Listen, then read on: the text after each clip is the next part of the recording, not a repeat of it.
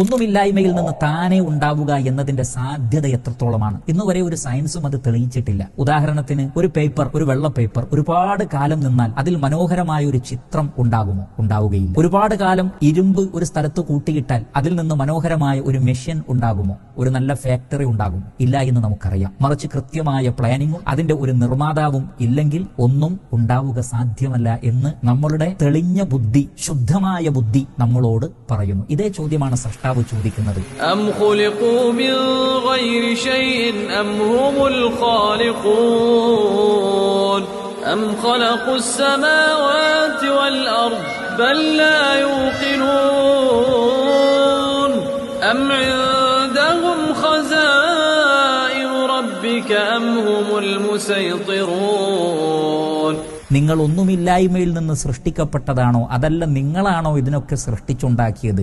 ഇല്ല എങ്കിൽ ആരാണ് ചിന്തിക്കൂ എന്ന്.